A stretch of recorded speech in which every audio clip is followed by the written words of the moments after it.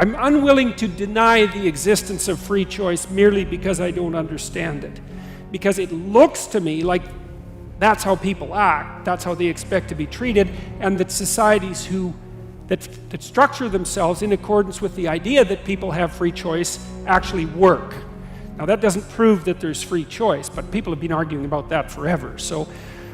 But it looks to me, so those are two possible means of integration, and then I think what you're doing is feeding one or the other constantly. And I think you probably choose which one to feed. I think. That's how it feels that way to me as well. Like when I look at my own, maybe you're really aggravated with something. Maybe you're aggravated with your wife, or your child or something like that, and you're feeling kind of nasty, and maybe you even know that you're in the wrong, and an idea comes into your head. You think, I could say that, and you could say it, and you know what it would do, but then you pause and you think, would that make it better or worse? And then maybe you go to hell with it, which is quite the thing to say. I've got a little story about that in a minute.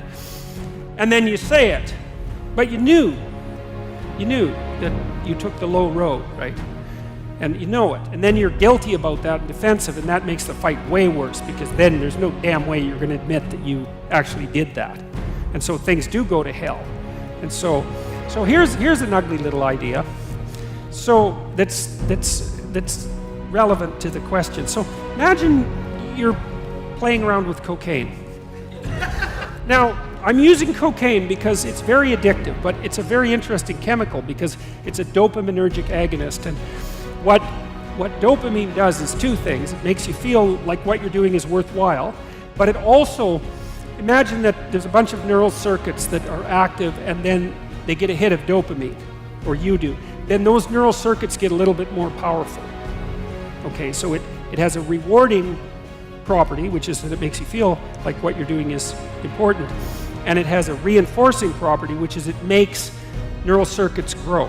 So now what that means is that whatever you were doing just before you took cocaine grows.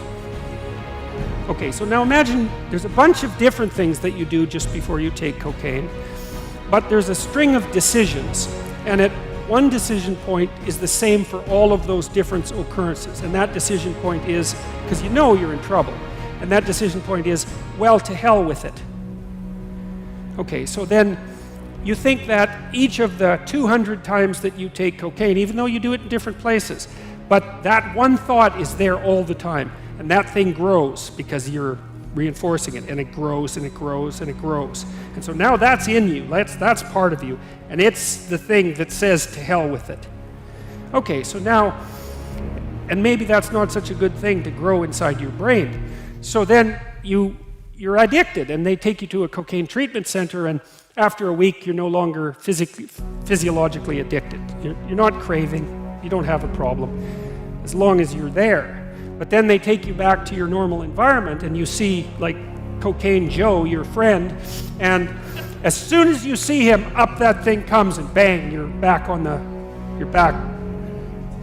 to hell with it track.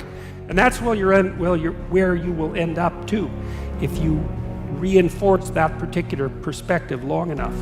So that's akin in a sense to this decision-making process. If you take the low road, then that wins, and it gets a little stronger, because everything that wins neurologically gets a little stronger. It's like a Darwinian competition. So one rule is, don't practice what you don't want to become, because you really do become that. It builds itself right into your neural architecture. And that's one of the terrifying things about addiction, because you think, well, it's kind of psychological. It's like, yeah, kind of. It's also kind of neurophysiological, and you build a one-eyed cocaine monster in your head if you hit yourself enough with something that reinforcing. So, yeah.